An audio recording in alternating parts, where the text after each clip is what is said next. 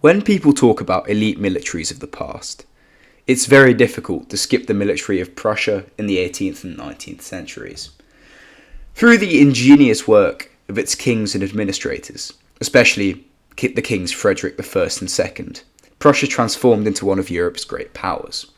And, eventually, Prussia was also associated with extreme militarism, described by Voltaire, where some states have an army, the Prussian army has a state.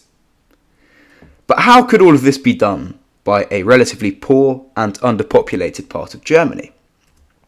In 1740, King Frederick II inherited an army the size of around 80,000 soldiers. When he died, its size was at 190,000. That is over twice the size of the prior size, showing the incredible feat that was achieved by Prussia.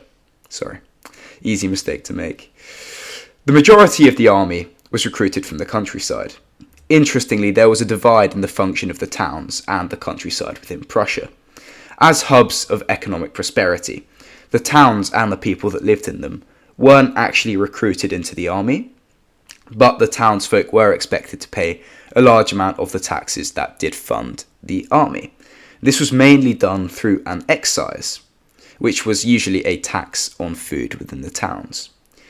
There were also some attempted taxes on commodities, such as on tobacco, but these were a lot less effective at raising money. There were also taxes raised in the countryside, of course. This was mainly done through property tax.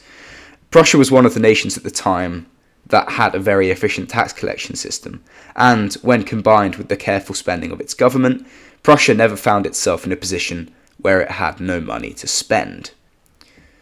A lot of the recruitment, as well as officer positions in the army, were taken up by the Junkers, who were essentially the warrior nobility of the kingdom. They tended to raise the countryside peasants from their estates, but they were also known to treat their levies incredibly badly.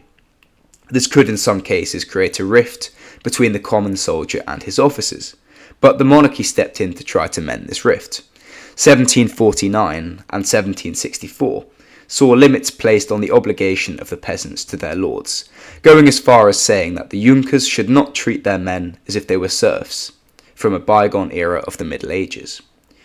This was more of a tactical political move by the crown, rather than one of heart, as it ensured that the peasants wouldn't try to dodge recruitment or flee the country, and therefore it secured Prussia's supply of manpower and recruits for its army. Another tactic to bolster manpower was the admittance and resettlement of immigrants in the underpopulated lands of the kingdom. Under Frederick II's reign, 300,000 new people were integrated into the country. And since Prussia followed a policy of mercantilism, or the notion that wealth was limited and must be hoarded in one's own country, manufacturing in Prussia was a massive industry, given that it had to support such a large army. Frederick did not want Prussia importing many uniforms or arms for its soldiers, and instead many of the migrants to Prussia could find work supplying the army with its equipment through the manufacturing industry.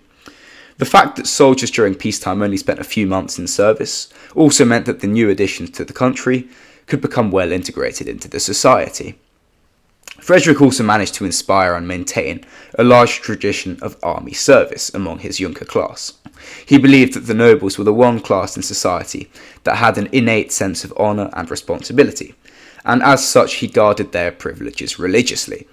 Those in the middle class that may have been wealthy enough to purchase land from the nobility were actually forbidden to do so, and Frederick was also careful in the way that he handled the issue of unfree peasants. Though he was not a believer in serfdom himself, or at least the modern iteration of the previous institution called serfdom, he knew that any act against serfdom could likely alienate the class of army officers upon which his army relied, and it could also disrupt the supply of food from the agricultural sector that his army also relied on. The final backbone of this army was the training and the tactics that it used. The king and his officers were well aware that they possessed much less resources and manpower than their contemporary rivals, and so they tweaked their tactics to fit this. There was a large emphasis on achieving decisive victories on the open field, as opposed to longer and slower wars of attrition. As a result, Prussian drill was incredibly effective at creating a highly disciplined army, which could achieve minimal losses in open battle, and could also achieve that victory quickly. The good relationship between the king and his officers meant that officers were often allowed, and even encouraged, to take initiative on the battlefield, and this often resulted in flexible tactics that were often successful. However, the Prussians weren't very good at sieges, since obviously this didn't play into their strengths. And so, this was the way in which Prussia reformed to become one of the foremost militaries in Europe. If you enjoyed this, drop the video a like, it really helps, and subscribe to stay up to date with content. And I'll see you in the next one.